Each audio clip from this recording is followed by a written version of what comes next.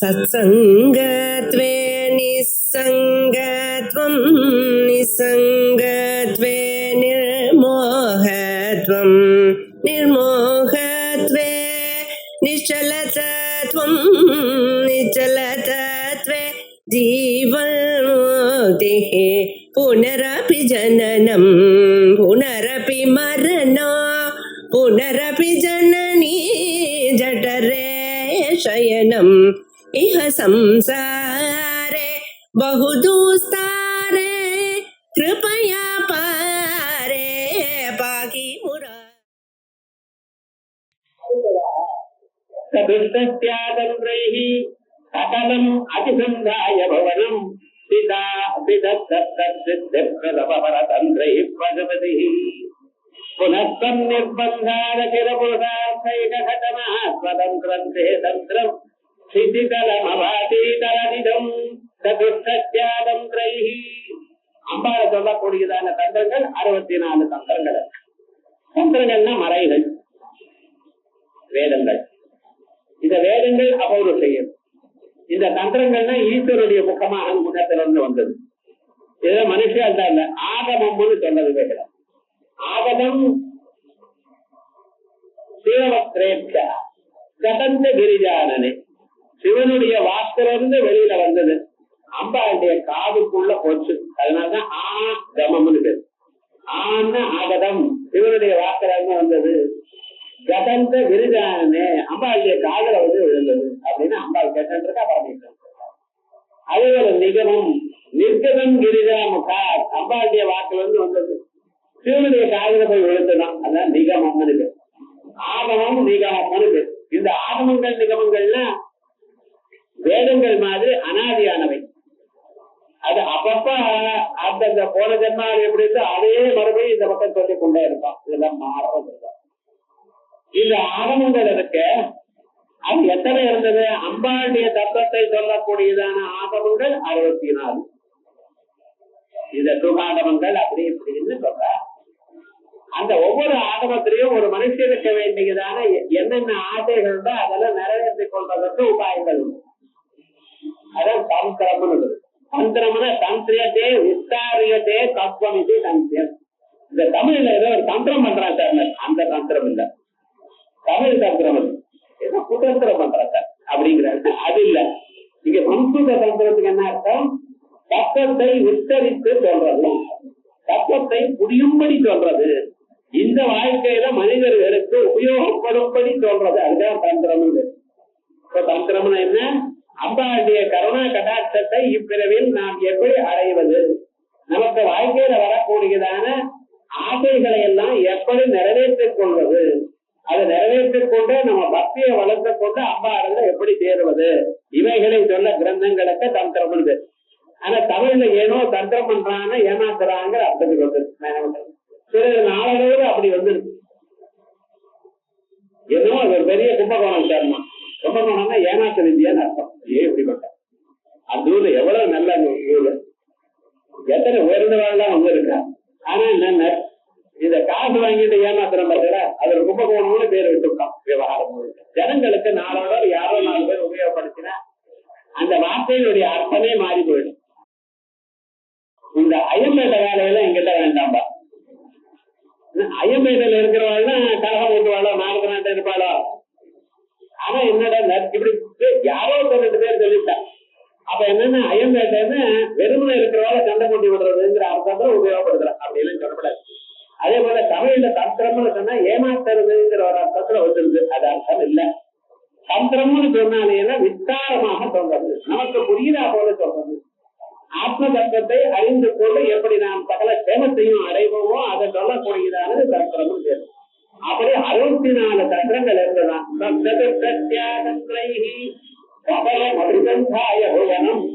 இந்த உலகமெல்லாம் பறவை விட்டு அவளுக்கு என்னென்ன வரணும் என்கிறத சொல்லி இருந்தாலும்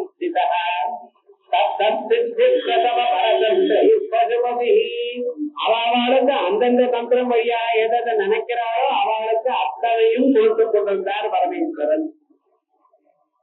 நமக்கு காசு வேணுமா சரி, பொருள் வேணுமா சரி, வீடு வேணுமா சரி, ஜனங்கள்லாம் நமக்கு அடங்கி இருக்கணுமா அதுக்கு சரி, இப்படி என்னென்ன இருந்திருக்க வேணும்னால வாழ்க்கையில அத்தனையும் அடையக்கூடியதான வழிகளை மந்திரங்கள் சொல்லியிருக்கு, வேதங்களும் சொல்லியிருக்கு. ஆனா வேதங்கள் சில பேரால் தான் வேதத்தை அத்தியனம் பண்ணினால்தான் முடியும். வேதத்தை அத்தியனம் பண்ணி அதை கிரமமாக சொல்லி அதில் இருக்கக்கூடியதான கர்மாக்களை எல்லாராலையும் பண்ண முடியாது. இருந்தாலும் எல்லோருக்கும் ஆசை இருக்குன்னு அந்த ஆசையை நிறைவேற்றிக் கொள்ளணும்னு வேதாத்தியனம் பண்ணாதவாராலையும் முடியணுமா இல்லையா? காயத்ரி மந்திரம் சொல்லாதவாழ கூட இது வேணுமா இல்லையா? அதனாலதான் பஞ்சவர்த்தி மந்திரம். ஆத்துக்காரர் ஒண்ணும் பண்றது இல்ல, ஒன்றும் பண்றது இல்ல. அவர் ஏதாவது நல்ல கர்மா பண்ணினாதான் குடும்பத்துக்கு நல்லது வரும். இவர் பண்ணல, என்ன பண்ண போறேன்? அப்ப அந்த அம்மா ஸ்ரீசக்கரத்துக்கு 2 புத்தம் போட்டு பஞ்சவர்த்தி மந்திரத்தை ஜபம் பண்ணிட்டா இருந்தாலே போதும். ஒரு பெரியவர்கிட்ட யாராவது கேட்டுட்டு அப்ப என்ன அவரும் பண்ணிட்டு இருக்கா, இந்த ஜபம் பண்றது ரொம்ப சீக்கிரமா நம்ம தரும். எல்லா விதமான தோஷங்களும் பாபங்களும் போயிடும், குடும்பம் சமர்த்தியா இருக்கும். நீங்க பண்றது உங்களுக்கு மட்டும் இல்ல, 3 தலைவருக்கு நிச்சயமா வரும். உங்களுக்கு, உங்க குழந்தைகளுக்கு, உங்க பேரனுக்கு, அது வரைக்கும் வரும். அதுக்கப்புறம் நீங்களே பண்ணிக்கிட்டுமே 3 தலைமை நிச்சயமா அவளுக்கு வரும். அதே மாதிரி இவ ஜபம் பண்ணினா மேல இருக்கக்கூடியதான 3 தலைவர் இருக்கு பத்தில, அவ பாபம் பண்ணி நடக்காத நோக்கத்துல இருந்தாலும் அவளுக்கு இந்த புண்ணியமாக சேரும். இது பயப்படாது, ஆணுசங்கீகம். நீங்க பண்றது உங்களுக்கு தான் இருந்தாலும் ஆணு போட்டு யாருக்கு வேணுமோ அவளுக்கு போன் வருமா, பக்கத்துல இருக்கிறவங்க காப்பு வருமா வராதோ? அதே போல உங்களுக்காக நீங்க போட்டாலும் மற்றவங்களுக்கு வராப்பட உங்களை அண்டி இருக்கிறவாளுக்கு எல்லாம் அப்படி 64 தந்திரங்கள் எழுதப்பட்டன, சொல்லப்பட்டது. இருந்த போதிலும் நிர்பந்தாது அம்மா சொன்னாலும் இப்படி 64 தந்திரங்களை படித்து எனக்கு ஏதாவது ஒரு வேணும்னா இதுக்கு என்ன பண்ணணும் என்கிறதுக்காக அவன் தேடிட்டு இருக்கிறோம். 64 தந்திரங்கள் படிக்கணும். அந்த தந்திரங்கள்ல என்னென்ன சொல்லியிருக்கேன்னு அலசி பார்க்கிறோம்.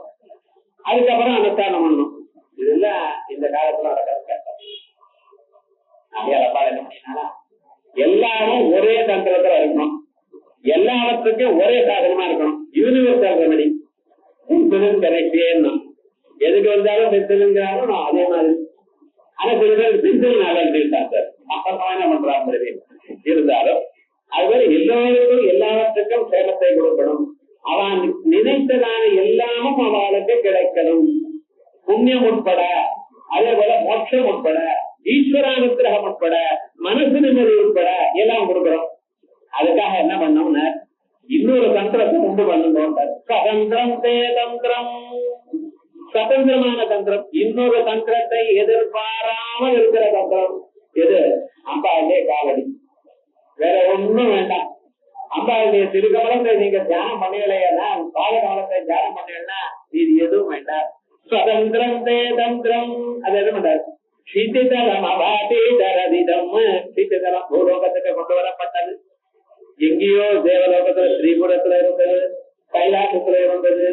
அதெல்லாம் வேண்டாம், பூலோகத்துக்கு கொண்டு வாங்கும்.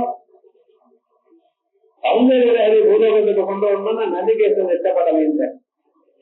கடிச்சு சாப்பிட்டார் 60 ஸ்லோகத்தை. என்ன பூலோகத்துல இருக்கிறவர்களுக்கெல்லாம் அவ்வளவு மன செய்தியும் கிடையாது. அம்பாளை தியானம் பண்ணக்கூடியதான ஒரு புண்ணியமை பாலத்துக்கு கிடைக்காது. அதுக்காக வேண்டாம் தடுத்தார். ஆனா இங்க என்ன சொல்றது, உங்களுக்கு என்ன குவாலிபிகேஷன் வந்த பிறகு இதை பண்ணுங்கன்னா நடக்காத காரியம். இதை பண்ணுங்க குவாலிபிகேஷன் வரும். அதுக்கப்புறம் அம்பாளை தியானம் வரும்.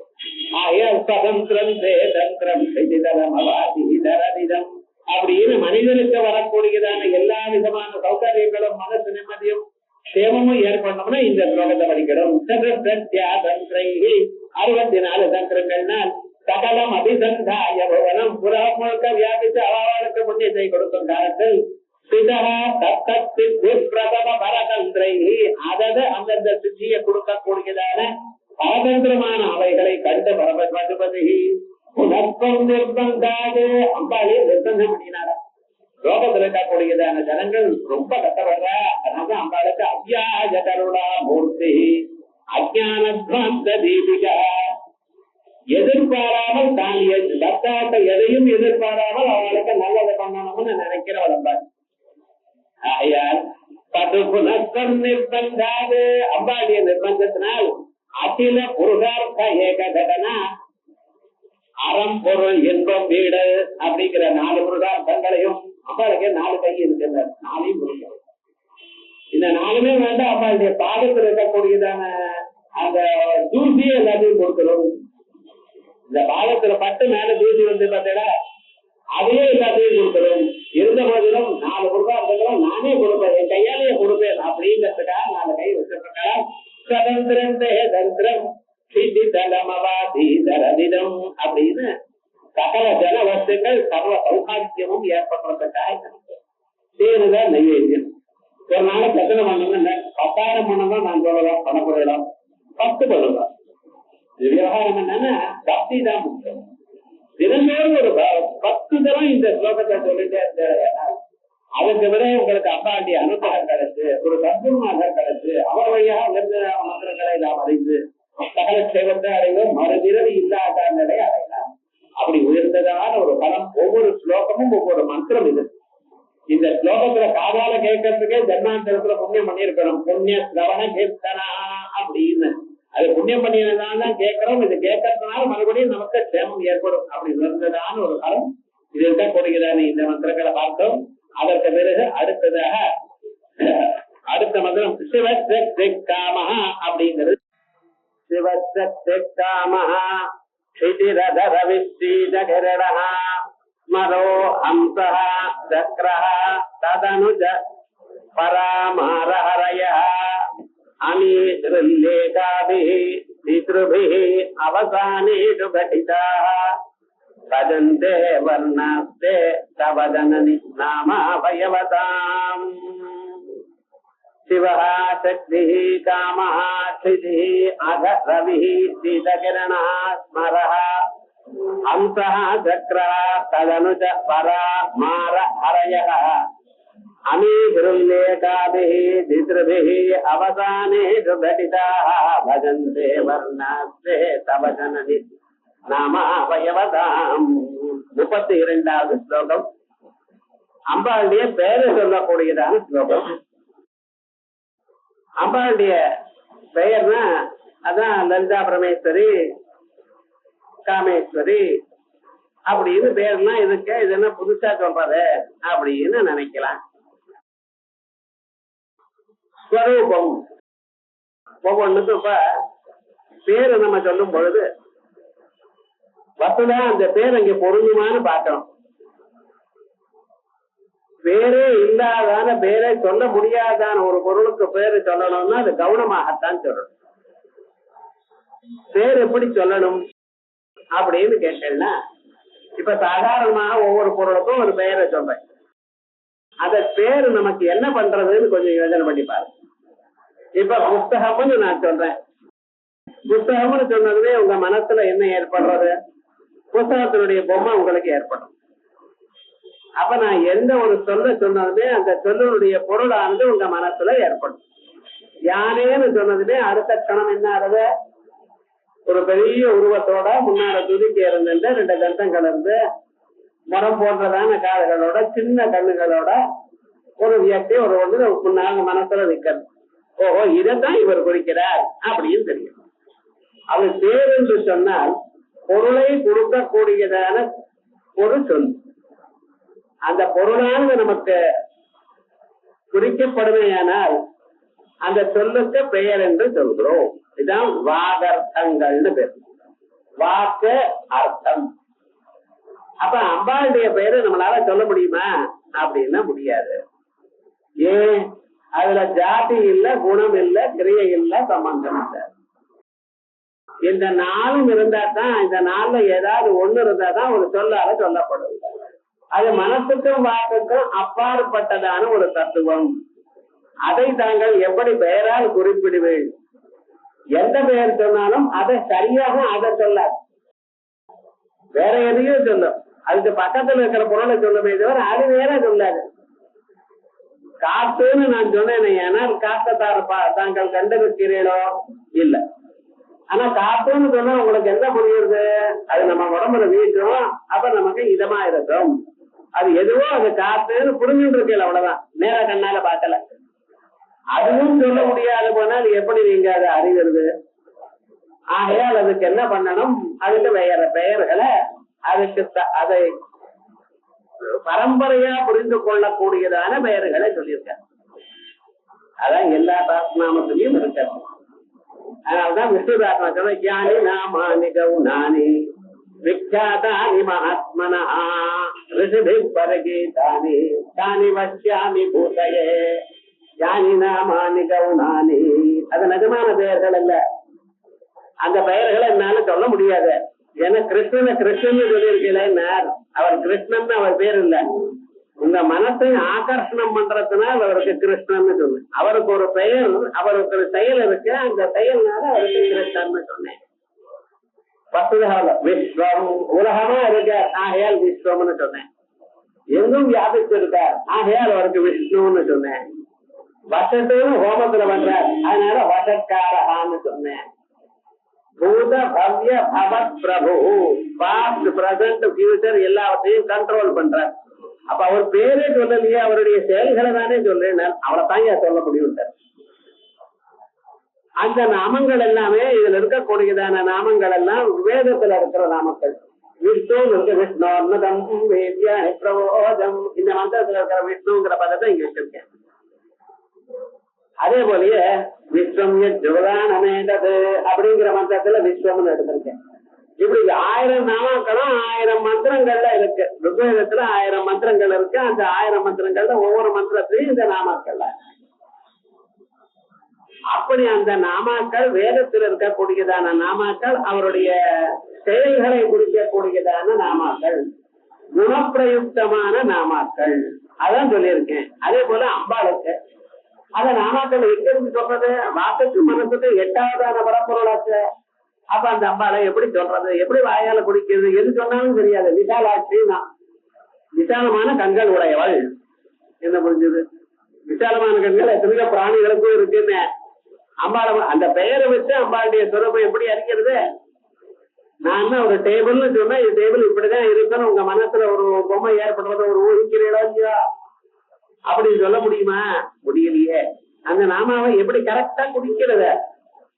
வாசாம கோச்சரமான ஒரு தத்துவத்தை அதை குறிக்கிறதுக்கு பெயர் இல்லை. பெயர் இல்லாத போனால் எப்படி சார் கம்யூனிகேட் பண்றது? லோகத்துல ஒருத்தர் மனசுல இருக்கக்கூடியதான எண்ணத்துல இன்னொருத்தர் மனசுக்கு கொடுக்கறதுன்னா அது வார்த்தையாலத்தான் கொடுக்க முடியும். அந்த வார்த்தையும் சொல்ல முடியாதுன்னு நான் என்ன பண்ணுவேன் அப்படின்னு திண்டாடுறேன். அப்பொழுது அதை குறிக்கிறதுக்காக அம்பாளுடைய உருவத்தையே ஒரு ஒரு விதமாக நமக்கு அம்பாளுடைய உருவமானது 15 எழுத்துக்களால அமைஞ்சிருக்கு. மாத்திருக்க ஆவர்ண ரூபிணி. இதற்கு முன்னால நான் சொல்லும் பொழுது அம்பாள் கையில அக்ஷமாலை இருக்குன்னு சொன்னேன். ஜபமாலை இருக்கு. இந்த ஜபமாலைக்கு அக்ஷமாலைன்னு பேரு. ஏன் அக்ஷமாலைன்னு பேர் வச்சிருக்கேன்? 6 இருந்து ஷா வரைக்கும் வரக்கூடியதான எழுத்துகள். அதோட முடிவு. 6 இருந்து 6 வரைக்கும் இருக்கக்கூடியதான எழுத்துகள் எல்லாமே அம்பாளுடைய உருவமா இருக்கு. அம்பாளை குறிக்கிறதாக இருக்கு. ஒவ்வொரு எழுத்தும் அம்பாளை குறிக்கிறது. ஆகையால் அக்ஷமாலா அப்படின்னு. அதே விதமாக அந்த எழுத்துகளிலே ஒரு 15 எழுத்துகள் தனியா இருக்கு. அது அம்பாளை குறிக்கிறான். அந்த 15 எழுத்துகள் என்னங்கிறது இந்த ஸ்லோகத்துல சொல்றார். சிவஹா சக்தி காமஹா ரிதிஹி அதரவிஹி சீதகரணஹா. ஒவ்வொன்றுக்கும் தனித்தனியாக இந்த நாமாக்கள். சிவஹான்னா ககாரம், சக்தினா ஏகாரம், காமஹான்னா ஈ, சிதி லா. அதுக்கு பிறகு ரவிஹி, ரவிஹின்னா ஹா அப்படி. சீதகிரணஹா சந்திரன் சகாரம். அதே போல ஸ்மரஹா ககாரம், ஹம்சஹா அகாரம், சக்கரஹா லா. இதற்கு பிறகு பரா, பராபீஜத்துக்கு சகாரம்னு. அதுக்கப்புறம் சக்கர மாரஹா ககாரம் ஹரிஹி லகாரா. இது என்ன சார் ஒண்ணுமே புரியலையே? என்னமோ காலா ஏலா அப்படின்னு என்ன அர்த்தம்? அதோட இல்ல, இந்த எழுத்துக்களுக்கு பின்னால அமி திருல்லேகாபிஹி திருதிருபிஹி அவசானே கட்டிதாக. அமி இவைகளெல்லாம் 3 இடங்களில் திருல்லேகையோட சேர்ந்து அப்ப என்ன அவசானே கட்டிதாக பஜந்தே வர்ணாஸ்தே. தவ ஜனனி நாமாவயவதாம். இந்த எழுத்துகள்லாம் உங்களுடைய பெயரை சொல்லக்கூடியதான வர்ணிக்க கூடியதான எழுத்துகளா இருக்கு. வர்ணம், வர்ணம்னா நம்ம கலர்னு ஒரு அர்த்தம் பண்றோம்.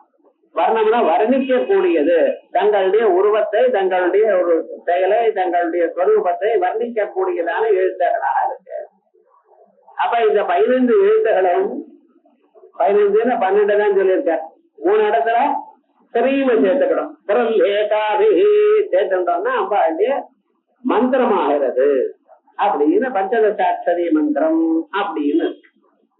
அந்த பஞ்சதசாட்சரி மந்திரம் அம்பாளுடைய உருவமே. இப்ப நாம நாமினோகோ அபேதா அப்படின்னு ராமான்னு சொல்றோம். அந்த ராமாங்கிற ஒரு சொல்லுக்கும் ராமாங்கிற ஒரு பெயருக்கும் அந்த வியக்திக்கும் வித்தியாசம் இல்லை. இது சாதாரணமாக நம்ம கொண்டிருக்கோம். ராமனை பூஜை ராமாயணமா அப்படின்னு பூஜை பண்ற. ராமாயணமான நேரம் என்ன பண்ணணும்? நீங்க ராமனை எதிர்க்க வைத்துக் கொண்டு அவருக்கு நமஸ்காரம் பண்ணணும். அதான ராமாயணமாங்கிற சொல்லுக்கு அர்த்தம். ராமனுக்கு நமஸ்காரம்னு சொன்னா நமஸ்காரம் பண்றதுன்னு எப்படி பண்றது? அந்த வியக்தியை எதிர்க்க நிக்க வச்சு அப்ப நமஸ்காரம் பண்ணா ராமனுக்கு நமஸ்காரம். ராமனுக்கு வந்து நிக்கிறாரோ நிக்கல. ஆனா ராமாயணமாங்கிற சில சமயத்துல புஷ்பத்தை அந்த ராமனுடைய படத்துக்கு போடுறது ராமாயணமான்னு, சில சமயத்துல அதுவும் இல்ல மனசார ராமாயணமாங்கிற. இந்த ராமாங்கிற ஒரு பெயர் இருக்கிறத இந்த பெயரானது அந்த வியக்தியை சொல்றது. அந்த பெயருக்கும் அந்த வியக்திக்கும் அபேதம். அதே போலயே இந்த 15 எழுத்துக்களுக்கும் அம்பாளுக்கும் அபேதம். இந்த 15 எழுத்த சொன்னேன்னா அம்பாளை நேரா சொன்ன மாதிரி. ஆகையால் அதான் மந்திரத்தினுடைய விசேஷம். மந்திரம்னு சொன்னா சாதாரணமாக எழுத்துக்களை தாங்கள் சொன்னாலும் அந்த வியக்தியே அங்க இருக்கு. அந்த ஸ்ரீசக்கரத்தை இதை சொன்னதுமே அந்த வியக்தியே அங்க உட்கார்ந்துட்டு இருக்கா. உங்க முன்னால உங்களை அனுகிரகம் பண்றதுக்காக உட்கார்ந்துட்டு இருக்கா. ஆகையால் இந்த 15 எழுத்துகள் பஜந்தே வர்ணா தவஜனனி நாமா அவயவதாம், உங்களுடைய பெயர்களுடைய அவயவங்களா ஆகிறது அப்படின்னு சாதாரணமாக அர்த்தம். மேலோட காணக்கூடியதான ஒரு அர்த்தம் அப்படின்னு அம்பாளுடைய திரு உருவத்தை 15 எழுத்துகளோட பஞ்சதிசி மந்திரமாக இங்க சொல்லப்பட்டிருக்கு. இந்த 15 எழுத்துகளோட இருக்கக்கூடியதான பஞ்சதிசி மந்திரம் 3ஆக பிரிஞ்சிருக்கு. அந்த 3ஆக பிரிஞ்சிருக்கக்கூடியதான அம்சம் எப்படி பிரிஞ்சிருக்கு? முதல் 4 எழுத்து கா ஏ ஈலா அப்படின்னு வரிசையா சொன்னார் பார்த்தீங்களா, இவையெல்லாம் அக்னி கூட்டம். அதற்கு பிறகு இருக்கக்கூடியதான 5 எழுத்துகளுக்கு பார்த்தீங்களா, அதானது சூரிய மண்டலம். அதுக்கு மேல சகலமாக இருக்கு பார்த்தீங்களா, அது சந்திர மண்டலம். இந்த 3க்கும் மேல ஒவ்வொன்றிலையும் ஹரியும் ஹரியும் ஹரியும் சேர்த்திருக்கேன். அவைகள்லாம் பிரம்ம கிரந்தி, விஷ்ணு கிரந்தி, ருத்ர கிரந்தி. ஒவ்வொரு இதுக்கும் நடுவுல இந்த கிரந்திகள் இருக்கு. அப்படி ஏதோ சொல்லிட்டு இருக்கேன் சார். இது என்னமா நமக்கு உபயோகப்பட போகிறது அப்படின்னா, இது உபயோகப்படுறதுன்னு இல்ல, நம்ம சரீரத்துக்குள்ளேயே இப்படி இருக்கு. அம்பாளுடைய ஸ்வரூபம் சோம சூரிய அக்னி லோச்சனா சொல்லிட்டு இருக்கலாம். அதே போல அம்பாளுடைய ஸ்வரூபம் என்ன? 3 தேவதைகளுடைய வடிவமாக இருக்கு. திரிகண்டோ மாத்திருக்க மந்திர சோம சூரிய நலத்மலா அப்படின்னு சூரியன் சந்திரன் அக்னி இந்த 3 தான் முக்கியமா இருக்கு. நட்சத்திர சூரியோ பாதின சந்திர தாரகம் நேமா வித்யுதோ பாந்தி குதோயம் அக்னி. சூரியன் சந்திரன் அக்னி தான் வேதம் சொல்றது ஜோதிஸ்வரூபமா. அந்த 3க்கும் அப்பாற்பட்டதா 3க்கும் சேர்ந்து தாண்டினதான ஸ்வரூபமாக அம்பாள் இருக்கா. இது பார்க்கணும். சாதாரணமா நம்ம உலகத்துல அக்னி ஜோதிஷன்னு சொல்றோம். ஜோதிஷனுடைய வழிபாடு ரொம்ப பிராச்சீனமானது. இன்னைக்கு வந்ததில்லை. வேத காலத்துல தத்தேவா ஜோதிஷாம் ஜோதி ஆயுர்ஹோபாசதேமிருதம் அப்படின்னு ஜோதிஷ வடிவமாக பரம்பொருளை தியானம் பண்றதுன்னு ரொம்ப சொல்லிருக்கு. சாந்தோக்கியோபனிடத்துல 6ஆம் அத்தியாயத்துல முதல்ல பிரகிருதி ஜோதிஷர் அந்த பரமாத்மா தத்தேஜோ தத்தேஜ ஐத்ததா தத்தேஜோ திருஜதா அப்படின்னு. ஆகாசத்தையும் வாயுவும் சொல்லல. ஏன்னா முதல்ல தேஜஸ். இந்த ஜோதிஷ வழிபாடுல முதல்ல உயர்ந்ததான ஒரு தத்துவம் ஜோதிஷர். இந்த ஜோதிஷாக இருக்கிறது நமக்குள்ள ஸ்வயம் ஜோதிஷாக இருக்கு. எல்லோருக்கும் நான் அறியக்கூடியதான தத்துவமாக இருக்கு. ஜோதிஷனா ஒளிங்கிறது மட்டும் அர்த்தம் இல்ல. ஜோதிஷனா அறிவுன்னு அர்த்தம். நமக்கு மற்ற அறிவு இருக்கோ இல்லையோ, உங்களை பத்தி உங்களுக்கு தெரியுறதா? நான் என்கிறது தெரியாத நிலை உண்டோ உங்களுக்கு? எப்பொழுதும் எந்த சந்தர்ப்பத்திலையும் நான் அறிந்து கொண்டிருக்கேன் அல்லவா? அந்த ஜோதிஷு தான் ஸ்வப்பிரகாசமான சித் ஜோதிஷ். அது இருக்கும் மற்றவைகள் அறிகிறீர்கள். டேபிள் அறிகிறீர்கள், சேர் அறிகள், எந்தெந்த பொருளை தாங்கள் காணுகிறீர்களோ அந்தந்த பொருளுடைய அறிவு உங்களுக்கு வரது. எதனால வரது? உள்ள இருக்கிற அந்த ஜோதிஷனால சம்பந்தப்பட்ட. அந்த உள்ள இருக்கிற ஜோதிஷ் ஒலிக்கலைன்னா உங்க அறிவு எதையும் வேலை செய்யாது. ஆகையால் ராத்திரி தூக்கத்துல உங்க மனசோட சம்பந்தம் இல்ல. ஆகையால் மனசு எதையும் அறியல. தூக்கத்துல காலமுறை இருக்கு அந்த மனசுக்கும் ஆத்மாவுக்கு சம்பந்தம் உண்டு. ஆகையால் மனசானது பொருள்களை எல்லாவற்றையும் அறிகிறது. ஆகையால் அது என்னது? ஜோதிஷாம் ஜோதிகி, அது பெரும் ஜோதி அப்படின்னு சொல்றோம். அந்த ஜோதி வடிவமாக உமக்குள்ள இருக்கு. அந்த ஜோதிஷத்தை சொல்லக்கூடியதான தத்துவம் இந்த மந்திரம். அந்த ஜோதிஷானது எப்படி இருக்கு? 3 விதமாக இருக்கு. எப்படி? அக்னி மண்டலமாகவும், சூரிய மண்டலமாகவும், சந்திர மண்டலம். ஆகையால் தான் சொன்னேன், இந்த 3க்கும் அப்பாற்பட்டதான அந்த தத்துவத்தை நீங்க அறிய முடியாது. அது 3ஆ பிரிந்த பிறகு இந்த ஜோதிஷத்தை நீங்க பாக்குறேன். அக்னி மண்டலம், சூரிய மண்டலம், சந்திர மண்டலம். இந்த 3 சுவாவமும் எப்படி நமக்கு இருக்கு? எப்படி சொல்றது?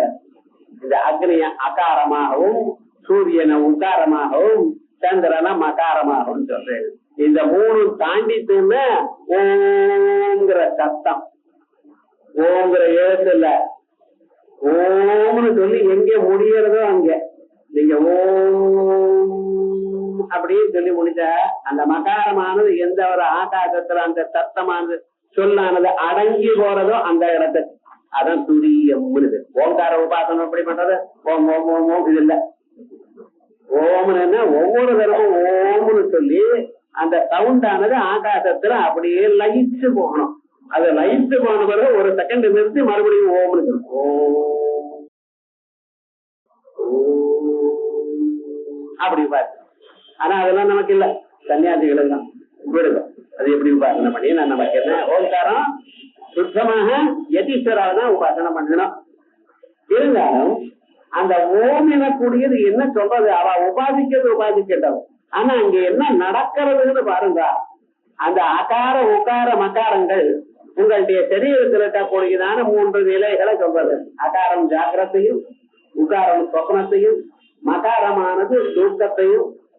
அந்த 3ஐயும் தாண்டினதான லயத்தை, அந்த 3ம் எங்கு லயத்தை அடைந்திருக்கோ அந்த லயஸ்வரூபமானது அது துரியமான நிலையை சொல்றது. இந்த ஜாகிரத நிலையில நம்ம இஷ்டமாக 19 புலன்கள்னால 19 புலன்கள், 5 அறிவு புலன்கள், கண்ண காது மூக்க நாக்கத்தோடு, 5 செயல் குணங்கள், பாணி பாத பாயு பசம், கையை காலை ஒடுக்கிறது போறது வேண்டாம். அதுக்கப்புறம் 5 பிராணங்கள், பிராண அபான தியான உதான சமானம். மனசு இது பண்றதா அது பண்றதா, போறதா வேண்டாமா கிளாஸுக்கு. அதுக்கப்புறம் புத்தி, சரி போப்போம், புரியுதோ இல்லையோ போய் பார்ப்போம் அப்படி. அப்புறம் நான் என்ன போனேன் அப்படி. போன வாரம் சொல்றதுக்கு இன்னைக்கு சொல்றதுக்கு சரியா ஆப்போசிட்டா இருக்கு சார். இது சித்தம். இப்படிப்பட்டதான எண்ணங்கள் மொத்தம் எத்தனை சொன்னேன்? முதலையே எண்ணணும்னு சொல்லணும். இப்ப சொல்றேன் 5 அறிவு புலன்கள், 5 செயல் புலன்கள், 5 பிராணங்கள், மனசு, புத்தி, சித்தம், அகங்காரம் எல்லாம் சேர்ந்து 19. இந்த 19 உபயோகப்படுத்தினா நீங்க முடிச்சுட்டு இருக்கேன்னு அர்த்தம். இந்த 19ஐயும் நீங்க எல்லாம் மனசுல ஒடுக்கிட்டு மனசு மட்டும் உபயோகப்படுத்தினா சொப்பனம்னு அர்த்தம் அல்லவா? சொப்னத்துல நீங்க கண்ணை திறந்து பாக்குறீங்களா? பார்த்தால் சொப்னம் இல்லைன்னு பக்கத்துல தான் பயந்துருவோம். அது கண்ணை மூடிட்டு தான் சொப்னம் பாக்குறேன். அதே போல ஒரு புலன்களை கை காலம் ஆடல சொப்னத்துல. இது சொப்பனம் இருக்கு. மனசு மட்டும் வேலை செஞ்சா சொப்பனம் இருக்கு. அந்த மனசும் வேலை செய்யறது நிறுத்தி விடுதுன்னு வச்சுங்களேன் சுசுப்தின்னு. அப்ப ஆனா அந்த சுசுப்தியில மட்டும் என்ன விசேஷம்னா அங்க நடக்கிறதெல்லாம் ரெக்கார்ட் ஆகிட்டு இருக்கு. மனசுல எழுத சொல்லலாம் ரெக்கார்ட் ஆகும். ஏன்னா எழுதுன்னு சொல்லப்படுது. நன்றாக தூங்கினேன், எதையும் அறியாமல் தூங்கினேன். நீங்க அதை கவனிக்கலையே தவிர உங்களுடைய விவகாரங்கள்லாம் ரெக்கார்ட் ஆகிட்டே இருக்கு. அதுவும் இல்லைன்னா அதுக்கப்புறம் துரியம் வித்தியாசம். ஸ்டெப் பை ஸ்டெப் என்ன அந்த லெவலும் தாண்டி இருக்குமேனா துரியம். தங்களை தாங்கள் மறந்த நிலையானது தூக்கம். தங்களை மட்டும் அது தாங்கள் மட்டும் பிரகாசமாக இருந்து கொண்டு மற்றது எதுவும் தெரியலைன்னா துரியம். இப்படி 3 நிலைகளுக்கு மேல 4வது நிலை சொன்னேன். எல்லாம் இந்த மந்திரம் அகார ஒகார மகார துரியம். அதே போல இவாளுக்கு ஹெட். நீங்க முடிச்சுட்டு இருக்கிறப்ப உலகத்தோட ஒட்டிட்டு இருக்கு, உலகத்தோட ஈசிச்சுட்டு இருக்க. முடிச்சுட்டு இருக்கிறக்காக காலம் வந்து ராயங்காலம் வரைக்கும் பாருங்க, தூங்குற பரியந்தம் ஏதோ ஒரு உலகத்துல இருக்க. 90% டிவி உலகம், அது இல்லைன்னா ஊர்வம்பு உலகம், அதுவும் இல்லைன்னா கவலை உலகம். ஏதோ வெறுமனை ஒண்டியே உட்காந்துனே கவலைப்பட்டுட்டே இருக்கான். இல்லைன்னா செல்போன்ல பேசிட்டே இருக்கான். செல்லுன்னா போனுக்கு ஒரு செல்லு பேரு, ஜெயிலுக்கு ஒரு செல்லுன்னு பேரு. ஏன்னா அதுக்குள்ள மாட்டிட்டு இருக்காளோ தெரியல, விவகாரம் அதை பண்ணிட்டு இருக்கா போன. ஆனா என்ன ஆச்சு, இதை தாண்டி ஒரு பதார்த்தம் இருக்கு என்று அறியலை. உலகத்துல எப்பொழுதும் உலகத்தோட ஒட்டிட்டு இருக்கா. ஆகையால் இவனுக்கே விஸ்வம்னு பேர். முடிச்சுட்டு இருக்கா. உங்களுக்கு ஏன் விஸ்வம்னு பேர் வச்சிருக்கேன்? உலகத்துல இருக்கு, விஸ்வமா இருக்கு. அதனால தூங்கிட்டு இருக்கிறக்காக ஸ்வப்னம் வருது. அந்த ஸ்வப்னத்துல உங்க பாடி டெம்பரேச்சர் ரைஸ் ஆகும். இது டாக்டரே சொல்லிட்டு இருக்க. அதுக்கு என்ன வேற என்ன? அதனாலதான் அதுக்கு தைஜஸ். அதே போல தூங்குற காலத்துல என்ன? பிராஜ்ஞா பிரகர்ஷேன அஜ்ஞா. ஒன்றும் தெரியல, அது நான் சொல்ல வேண்டாம், நீங்களே சொல்லுங்க. ஒன்றும் அறியாம தூங்கினேன் சொல்ற. ஒருத்தர் பிரகர்ஷேன ஜான்னு என்ன நன்னா தூங்கினா நாளைக்கு நன்னா புரிஞ்சுப்பான் சார். தூக்கம் இல்லாதவங்க சரியா புரியாது. அடுத்த நாள் நல்லா தூங்கிட்டான்னு வச்சுங்கன்னா ஃப்ரெஷ்ஷா இருக்கும். பிரகர்ஷேன ஜான்னு இருக்கும். இப்ப தீர்க்கம் வந்தது என்ன? ராட்சத வாயசாதிபதி சுவார்த்தே அன் அப்படின்னு ராட்சத காக்கா மாதிரிட்டான். அது போட்டோம், நமக்கு வேண்டாம். ஆனா விவகாரம் என்னடா, இப்ப தூக்கத்துல அவனுக்கு பிராக்யன்னு பேரு. இந்த 3ஐயும் தாண்டி இன்னொருத்தர் இருக்கான். உலகத்தோட சம்பந்தப்படல, உலகத்துல இருக்கக்கூடிய தீர பதார்த்தத்தோட சம்பந்தப்படல, அறியாமையோட சம்பந்தப்படல. அதுக்கு மேல ஒரு அறிவு வடிவமாக அறிவு சக்தியா இருக்கான். அவனுக்கு துரியன்னு பேரு. இது இண்டிவிஜுவலா நம்ம சொல்லிட்டு இருக்கோம். ஆனா கலெக்டிவா கொஞ்சம் பாருங்க. ஒரு மரமா இருந்தா மரம்ங்கிறோம், 1000 மரம் இருந்தா மரம் மரம் மரம்ங்கிறட சர்வ பிராணாம் ஏகதேச ஏகவை பக்தம் வியாபத்து. விவகாரம் நிறைய ஒரு கோட்டா இருந்தா என்ன பண்றதுன்னு அதுக்கு வேற பேரு கொடுங்க. அப்ப என்ன, மரங்களுடைய கூட்டத்துக்கு மரம் என்று பேரு, மரங்கள்னு பேரு இல்ல. ஆனா என்ன பேரு? வனம்னு பேரு. ஒரு சோல்ஜர் இருந்தா அவருக்கு சோல்ஜர்னு பேரு. ஒரு 1000 பேர் இருந்தா என்ன? ஆர்மின்னு பேரு. என்ன சார் இது? அவ தானே இருக்கான்னு இருந்தாலும் கூட்டமா இருந்தா வேற பேரு. அப்ப என்ன, அதே போலயே மனுஷாலாம் முழிச்சுட்டு இருந்தா அவளுக்கு விஸ்வம் விஸ்வம்னு பேரு. எல்லாம் கூட்டமா இருந்தா வைஸ்வானர்னு பேரு. அதே போல பபுல எல்லா மனசும் சேர்ந்து அவளுக்கு ஹிரண்யகர்ப்பம். நாம பேர் வச்சிருக்கோம். ஏன் மரங்கள் கூட்டமா இருந்தா அதுக்கு வனம்னு ஏன் பேர் வச்சு? இது மைக்ரோ லெவல்ல சார், அது மேக்ரோ லெவல் தான். உங்க ஆத்துல மைக்ரோ லெவல் எப்படி தெரியுமா? எவ்வளவு காசு வருதோ வந்த பிறகு செலவு பண்ணும். மேக்ரோ லெவல்னா என்ன அர்த்தம்? முதல்ல செலவு பண்ணிட்டு அப்புறம் டாக்ஸ் போடுறது, அவ்வளவுதான் வித்தியாசம். பப்ளிக் பைனான்ஸுக்கு உங்க பைனான்ஸுக்கு என்ன வித்தியாசம்? முதல்ல இவ்வளவு செலவுன்னு சொல்ல வேண்டியது, காசு அப்புறம் வரணும். ஏதோ பண்ண வேண்டியது. அதுக்கு காசு இல்லைன்னா பண்றது பிரிண்ட் அடி. அது போல அப்ப விவகாரம்னா ஒண்ணு எல்லா இடத்துலயும் மைக்ரோ மேக்ரோன்னு வச்சுருக்கோமோ இல்லையா? அதே மாதிரிதான் இங்கேயும் தனித்தனியா இருந்தா விஸ்வன் தைஜசன் பிராக்யன் துரியன் என்ற பெயர். சமஸ்திரியா இருக்கமையானால் வைஸ்வானரன் இரண்டிகர்பன், அதே போல ஈஸ்வரன் சூத்ராத்மா. அதுக்கு மேல இருக்கக்கூடியதான தத்துவம் துரியமான தத்துவம். துரியாத்வம் காபி யுக்தி மகிமா அப்படின்னு இங்கே சொல்ற. உங்களை என்னான்னு சொல்ல முடியாதுன்னா காபி என்னது என்று சொல்ல முடியல. மகிமா மகிமைக்கு அப்பாற்பட்டதான தங்கு தடங்கள் இல்லாதான மகிமையோட கூடியதான ஒரு தெய்வம். இப்ப நம்ம என்ன சொன்னா, அம்பாளுடைய ஸ்வரூபம் ஓங்கார வடிவமாக இருக்கு.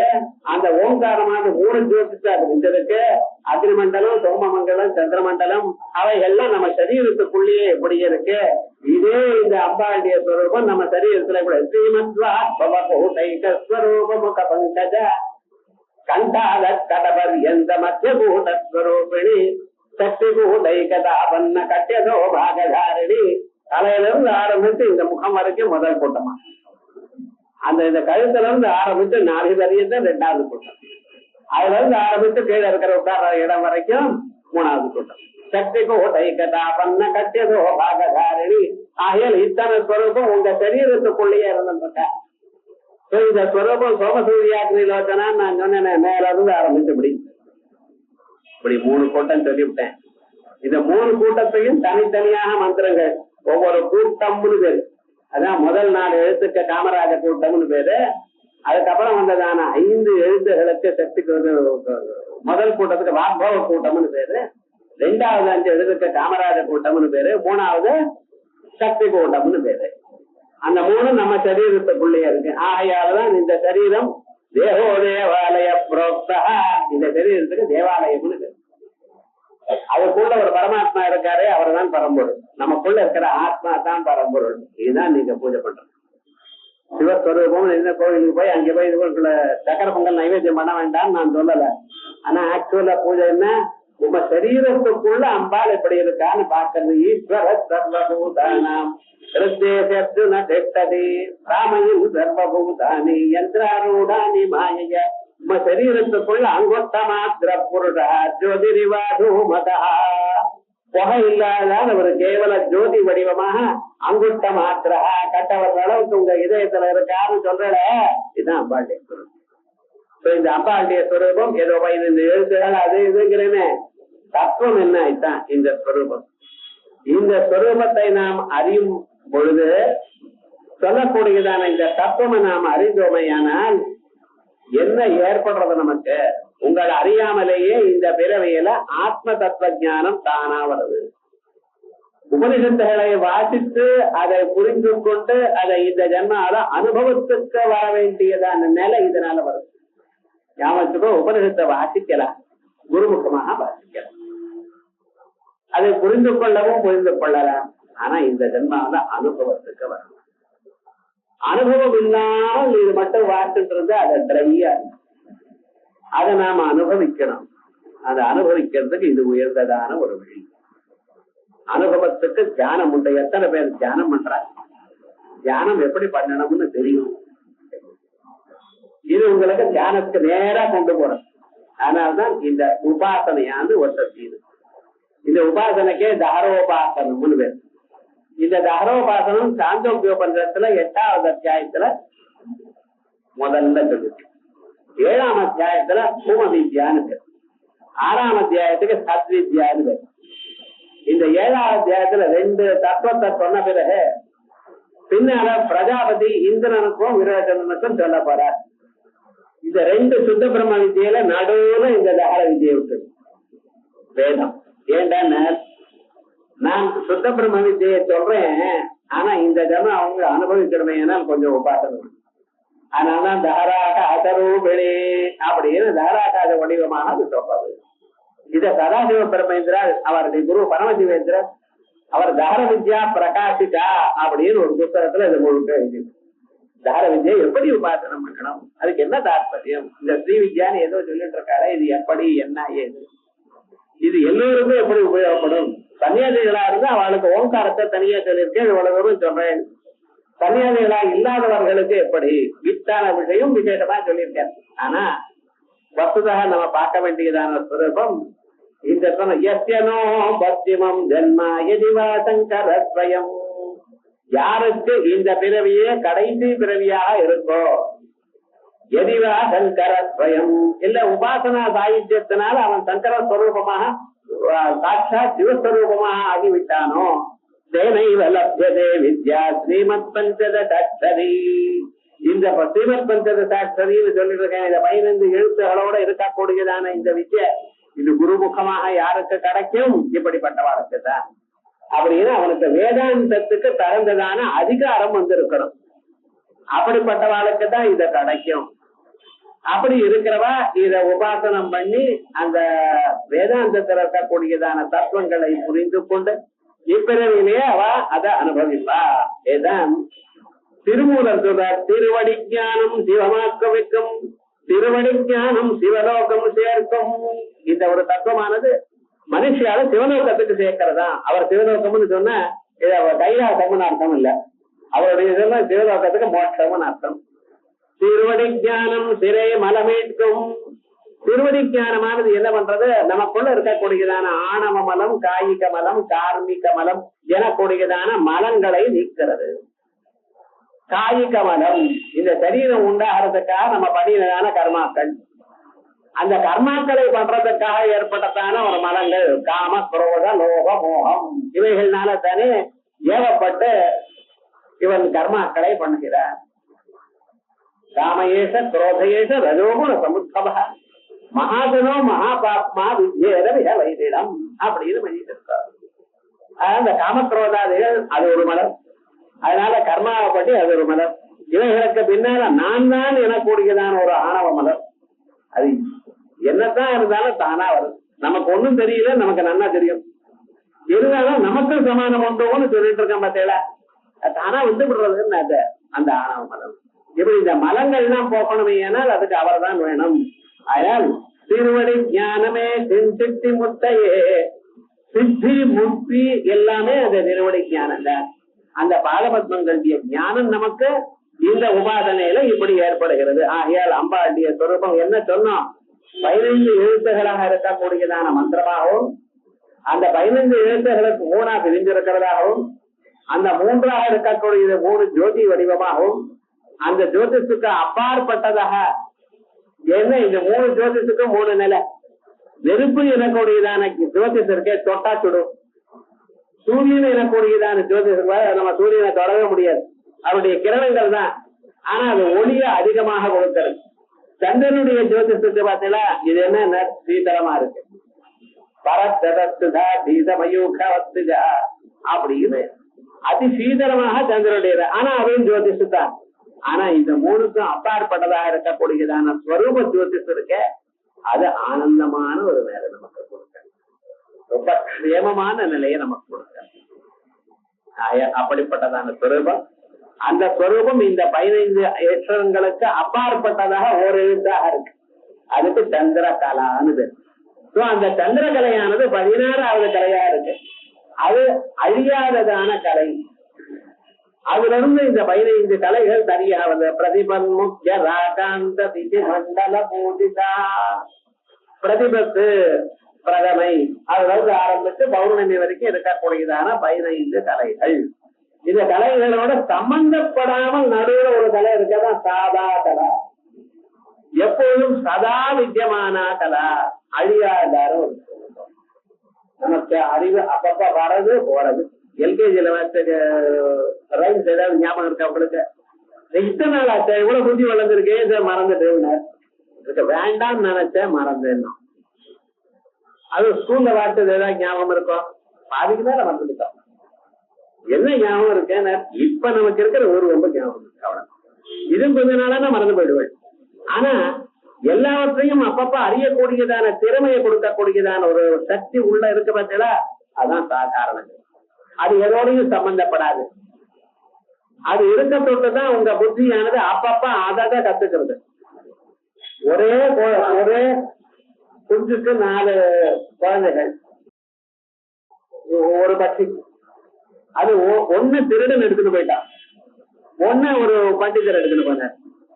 இந்த பண்டிதன் எடுத்துட்டு போன கிளி இருக்கு பார்த்தா, அது ஏதோ திருமந்திரம் அது இது சொல்றது. ஆனா இந்த திருடன் எடுத்து போன கிளி அடி வெட்டு குட்டுங்கிறது. 2 ஒரு அம்மாவுக்கு பிறந்ததானே. ஆமா சுவாமி, அது வளர்ந்த ரீதி. இது இங்க இருக்கக்கூடியதான தத்துவத்தை புரிஞ்சுட்டு, அது அங்க இருக்கக்கூடியதான திருவண்ணாமலை புரிஞ்சுட்டு. ஆகையால் தாங்கள் எங்க இருந்ததுன்னா அதுக்கு தகுந்தா போல அத்தனையும் அறியக்கூடியதான திறமை உங்களுக்கு இருக்கு. எதையும் நீங்க அறியலாம். அறியக்கூடியதான திறமை உள்ள இருக்கக்கூடியதான பரப்பொருள் கொடுக்கிற அந்த ஒரு தத்துவம் இருக்க, அதான் ஷோடசி. அதான் இதுக்கு மேல இருக்கக்கூடியதான தத்துவம் சந்திரகலா தத்துவம். அது இதோட சம்பந்தப்படாது. இந்த போராட்டம் எல்லாம் போடுற பார்த்தீங்களா, அங்கனா மங்கனா மந்தரே மாதவம் மாதவம் மாதவம் ஜாந்தரேன் அங்கனா இத்தமா கல்பிதோ சஞ்சகம் ஜெகதி நந்தனா அப்படின்னு அந்த கிருஷ்ண பரமாத்மாவும் அந்த ராசலியில கோலாட்டம் போட்டு சுத்திட்டு இருக்க. நடுவுல கிருஷ்ண பரமாத்மா இருக்கார். அவர் யாரோடையும் சம்பந்தப்படாது. ஆனா இவாளுக்கு என்ன, எல்லாரும் ஒவ்வொருவரும் கிருஷ்ணனோட சேர்ந்தா போல ஒரு பாவம். இதோட சம்பந்தப்படவில்லை. அவர் வெட்டி இருக்க, அசங்கமாக கூட்டத்தமாக உதாசீனமாக இருக்கிறார். என்ன சார் இப்படி எல்லாம் சுத்திட்டு இருக்கா, குதிச்சுட்டு இருக்காரு. குதிக்கிறவா குதிக்கிட்டா நான் ஆனந்தமா, நான் என்னுடைய ஆனந்தமா புல்லாங்குழல் ஊதிட்டு இருக்கேன். இதான் ராசலீலா வைத்தவர். அதான் நமக்கு வேதாந்தத்துல அசங்கோக்கிய எம்பொருடா சொன்னதே அதான். அந்த அசங்கமான தத்துவம் தான் இங்க அந்த அம்பாள சந்திரகலா. அப்படிப்பட்டதான அந்த 16வது எழுத்து சொல்றதுனாலதான் இதுக்கு ஸ்ரீ வித்யான்னு பேர். ஆத்ம வித்யா, மகாவித்யா, ஸ்ரீ வித்யா, காமதேவிதா அப்படிங்கிற எதற்காக இதுக்கு இந்த பேர் வந்தது? எல்லாத்தோட வசதியான வித்யா. எதுக்கு? இந்த ஜன்மாவில் உங்களுக்கு சிந்தியரா வேதாந்த ஞானம், அபரோக்ஷ ஞானத்தை கொடுக்கக்கூடியதான ஞானம். இது என்ன சொல்றது? அம்பாட்டி ஒரு ஸ்வரூபத்தை உங்களுக்கு காட்டி கொடுக்கிறது. சொல்லும் பொருளும் என நடமாடும் துணைவருடன் புல்லும் பரிமள பூங்கொடிய மதர்த்தால் அல்லும் பகலும் தொழும் அவர்க்கே அரசும் செல்லும் தவநெறியும் சிவலோகமும் சித்திக்குமே அப்படின்னு சொல்லும் பொருளும் என நடமாடும்.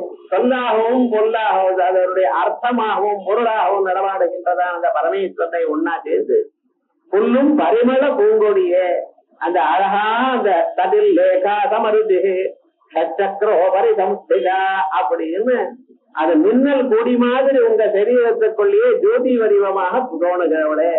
அல்லும் பகலும் தொழும் அவருக்கே, அப்படிப்பட்டதான் அவருக்கு தினமும் எப்பொழுதும் சர்வதா சர்வகாலம் யார் அவரை அந்த அம்பாளை தியானம் பண்றாளோ அவளுக்கு அழியா அரசும் செல்லும் தவநெறியும் சிவலோகமும் அழியாத ஒரு ஐஸ்வர்யமும் சிவலோகமும் உங்களுக்கு கிடைக்குமேன்னு இதே ஒரு தத்துவத்தை அங்கே அபிராம பட்டர் சொல்றார். வஸ்துதா இதுல சொல்ல வேண்டியதான விஷயங்கள் நிறைய இருக்கு. ஆனாலும் இது தனியா அப்புறம் தெரிஞ்சுக்கலாம். மேல ஸ்லோகங்கள்ல வரப்போறது மறுபடியும் அந்த ஸ்லோகத்துல வரவே மறுபடியும் திருப்பி இங்க சொல்ல வேண்டாம். அப்படி இதனுடைய ஸ்வரூபத்தை அம்பாளுடைய ஸ்வரூபமாக இப்ப நம்ம சொன்னோம். இதுவரைக்கும் சொன்னதான ஒரு மந்திரத்துக்கு பஞ்சதசாட்சரி மந்திரம் என்று பெயர். ஆனா இதற்கு மேல அடுத்ததாக இருக்கக்கூடியது நாம் எல்லா மந்திரத்தையும் சொல்லும் பொழுது சில பீஜாட்சரங்களை சேர்த்துட்டோம். அந்த பீஜாட்சரத்தை சேர்த்துட்டா அதுக்கு சௌபாகிய வித்யான்னு. அந்த நடுவுல ஒவ்வொரு கூட்டத்திலையும் ஒவ்வொரு பீஜாட்சரத்தை சேர்த்தா சௌபாகிய வித்யான்னு ஆயிடும். அதே மாதிரி அம்பாளுடைய ஸ்வரூபம் இப்பொழுது நான் சொன்னேன்னா அது முக்தியை கொடுக்கக்கூடியதான வித்யா. இந்த லோகத்தில் இருக்கக்கூடியதான ஐக்கியமான சில அபிமானங்களும் நமக்கு வேணும், சில பொருள்களும் நமக்கு ஆட்டோமேட்டிக்கா கிடைக்கணும் என்று நினைக்கிறவாளுக்கு முக்தி கிடைக்கிறது கிடைக்கட்டும். ஆனா அப்பப்ப நமக்கு வேண்டியது வீடு சௌக்கியமா இருக்கணும், குழந்தைகள் நன்னா வாசிக்கணும், ஆத்துல எல்லாரும் சௌக்கியமா இருக்கணும், மனசு நிம்மதியா இருக்கணும், எதுவும் குறை இல்லாம இருக்கணும் என்று நினைக்கிற அளவு இல்லையோ அவைகள்லாம் கிடைக்கணும்னு அதுக்கு என்ன பண்ற ஸ்மரம் யோனிம் லட்சுமி ஹிருதயமிதமாதௌ தவ மனோஹோ நிதாய ஏகே நித்யே நிரவதி மகாபோகரசிகா பசந்தி ஸ்வாம் சிந்தாமணி குண நிபத்தாட்சவலயாः சிவாக்ரௌ யுக்வந்தः சுரபிஹிருததாரா புதிஷதைः ஸ்மரம் யோனிம் லட்சுமிம் ஸ்மரம் மரம் மன்மதோ மாரஹ அப்படின்னு மன்மத பீஜம், யோனிம் யோனீஸ்வரி பீஜம். யோனின்னு உலகத்துக்கு காரணம்னு அர்த்தம். உலகங்களுக்கெல்லாம் காரணமா இருக்கிறவள் யாரு?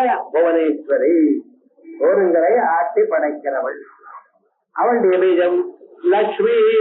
இந்த லட்சுமி பீஜம் ஒரே அம்பாளே இப்படி 3 விதமாக காணப்படுகிறாள். அந்த 3 விதமான காணப்படக்கூடிய 3 உருவங்கள் அம்பாளுடைய ஸ்வரூபத்தை 3 விதமாக அந்தந்த பீஜத்தோட சேர்த்து சொல்லுங்க. அம்பாளை தியானம் பண்ணும் பொழுது நாம் எப்படி நினைச்சு பார்ப்போம். அப்படி நேற்றே சொன்ன அனிமாத்தியாதி ரவிதா அம்பாளை பார்க்கடல்ல நடுவுல உட்கார்ந்து இருக்கா போலையும் அனிமாதி தேவதைகள் அம்பாளை தெரிவிக்கிறா போலையும் தாங்கள் தியானம் பண்ணினீங்களேனால் சுதா சாகர மத்தியாஸ்தாம் ஜாயேத்யோ பரமேஸ்வரி அமிர்த முட்டடல்ல நடுவுல அம்பாள் இருக்கிறதா தாங்கள் தியானம் பண்ணினீங்களேயானால் என்ன ஆகும்? எந்தெந்த விஷம் சாப்பிட்டாலும் அந்த விஷம் எல்லாம் குறைஞ்சு போயிடும். தீர்க்கமான ஆயுசு வரும். பௌர்ணமி அன்னைக்கு ராத்திரி 10 மணிக்கு சந்திரபிம்பத்தை பார்த்து அந்த சந்திரபிம்பல அம்பாளை தியானம் பண்ணி அம்பாளுடைய நாமாக்கள் ஒரு 10 நாமாக்களோ 20 நாமாக்களோ நீங்க எவ்வளவு முடியுமோ அவ்வளவு சொல்லிலையான அயமாயுஸ்கரோ நாம பிரயோக கல்பஜோதித தீர்காயுசு இருக்கு. ஏதோ இருக்கேன்னு இருக்கிறது இல்ல, உடம்புல ஒரு வியாதி இல்லாமல் இந்த உடம்பு வரல. அது எல்லாருக்கும் குண்டா இருக்கிறவளுக்கு ஐயோ குண்டா இருக்கேனேங்கிறான், ஒல்லியா இருக்கிறான் ஐயோ ஒல்லியா இருக்கேனேங்கிறான். நடுவா இருக்கிறவன் நான் இந்த கோடி சேர்ல அந்த கோடி சேர்ல என்ன யாரும் கவனிக்க மாட்டேனேங்கிறான். எது எப்படி இருந்தாலும் சரி அரோக திருடகாத்தனா இருந்தா போதும். அப்படி உடம்புல வியாதி வைக்க இல்லாமல் தன் காரியம் தான் பண்ணிக்கொண்டு மனசு நிம்மதியா இருக்கிறவன இது ஒரு பிரயோக கல்பஜோதித. சின்ன சின்ன காரியங்கள் நீங்க அம்பாளை எப்பவும் தியானம் பண்ணிட்டு தான் இருக்க. அம்பாளை தியானம் பண்ணாத வியக்தி கிடையாது. என்ன எது பண்ணினாலும் அம்மான்னு தானே கூப்பிடுறான். காயத்ரி மந்திரத்தை சொல்லிட்டு இருக்க. இப்ப நான் சொன்னேன் பாத்தீங்களா, பஞ்சவசி மந்திரம், இது காயத்ரி மந்திரம் தான். அதுல 3 கூட்டமும் காயத்ரியில 3 பகுதியை சொல்றது. சப்தமிதர் வரையும் 1, அடுத்ததாக தியோயோன பிரச்சோதையான 1 கோடி, நடுவில் கூட பகவதி இத வரிசையை சொல்லப்படாத காயத்ரி மந்திரத்தை. ஆனால் இப்படி அந்த காயத்ரி மந்திரத்துல எந்தெந்த போர்ஷன் இருக்கோ அதை இப்படி சொல்றது. வஸ்துதா என்னன்னா பஞ்சவசி மந்திரத்தை நீங்க சொன்னால் ஒவ்வொரு கூட்டமும் முழு காயத்ரியும் சொல்றது. அதுக்கு மேல இருக்கக்கூடியதான 4வது பாதம் ஒண்ணு இருக்கா. அது பிரதாரண்டி கோபுர இடத்துல சொல்லியிருக்கேன். பரவோ ரஜோ சாவலோம் அப்படின்னு சொல்லுது. அது காயத்ரியுடைய 4ஆம் பாதம். இத்தனையும் சேர்ந்து அதனுடைய ஒரு எசன்ஸையும் சேர்த்து இருக்கு. ஒரு காலத்துல பிரம்மதேவர் இந்த உலகத்துக்கெல்லாம் ரசம் என்ன அப்படின்னு தேடி பண்ணி ஆரம்பிச்சு. உலகத்துல எசன்ஸ் என்னதான் இருக்கு அப்படின்னு இருக்கிற எல்லா பொருளுக்கும் எசன்ஸா இருக்கிறது அதனுடைய சொல்லான வேதங்கள் அப்படின்னு. மறைகள் தான் எசன்ஸ். இது ஆற காரியமா இது 4 வேதங்களை ஒரு மனுஷன் என்ன படிக்க முடியுமா? அதுக்குள்ள எசன்ஸ் பாருங்க. ஒவ்வொரு வேதமா எடுத்தார். ருக்வேதத்துக்கு எசன்ஸ் பூன்னு கண்டுபிடிச்சார். எஜுர்வேதத்துக்கு எசன்ஸ் புவஹான்னர். சாமவேதத்துக்கு சுவஹான்னர். இப்ப 4வது வேதம் அடக்கி போயிடு. வர்த்தோட இந்த 4 வேதங்களுடைய எசன்ஸ் 3 வியாகிருதிகளா கண்டுபிடிச்சார்.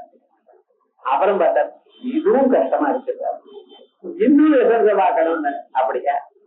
அதுக்கும் எசன்ஸ் ஓம்னு கண்டுபிடிச்சார். ஆகையால் தான் காயத்ரி மந்திரத்தை சொல்லும் பொழுது ஓம் எனக்கூடியதான பிரணவத்தை சொல்லி ஓம் சுவகான 3 வியாகிருதிகளை சொல்லி அதுக்கப்புறம் தத்தவிதுகம் ஆரம்பிக்கலாம்.